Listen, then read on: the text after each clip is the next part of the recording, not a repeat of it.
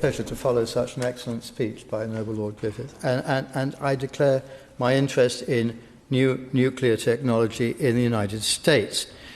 We have the highest electricity price in the world, my lords. Why? The Secretary of State claims that this is solely due to the gas price. Well, the gas price does affect prices, but why? And to what degree? Certainly, if prices of gas go up, electricity price goes up.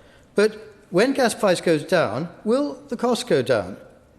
The devil in electricity prices, my lords, is intermittent renewables.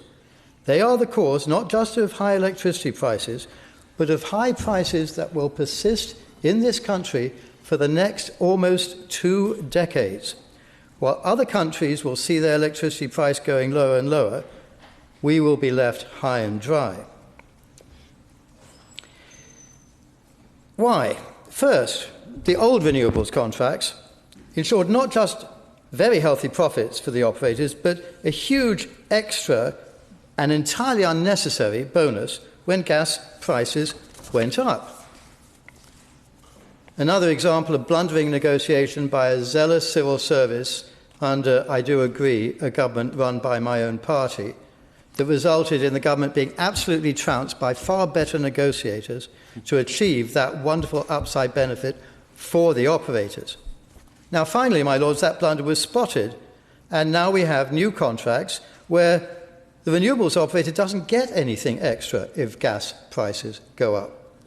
That means, my lords, that with these new contracts, it's just not true, as Miliband claims, that the gas price rules. Whatever the price of gas, what we pay for that large source is impervious. Note, though, that the only way that the government managed to make even that happen, again in its blundering negotiations, was a very high price guarantee in the first place, with very, very long contracts. So the problem will persist literally for a decade and a half or two, regardless of the cost of gas. Why were these very rich deals seen as necessary, my lords? I don't believe they were, but they were seen as. It's because intermittent technologies are medieval. What to do? If we let people drill for gas in the North Sea and by fracking, and the same all over the world, the supply of gas will inevitably rise to the marginal cost of production.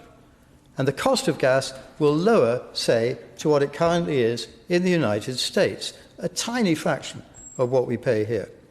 We're told by the Secretary of State that the price of gas rules our price of electricity. So when the gas price starts to decline, will the price of electricity go down?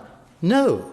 It will remain high for 15 or 20 years because there's this enormous renewable subsidy forcing up the price of electricity for contracts on into the 2040s in terms of industrial competitiveness. Dreadful, as everybody else's price goes down and ours doesn't. The disaster that will go on disastering.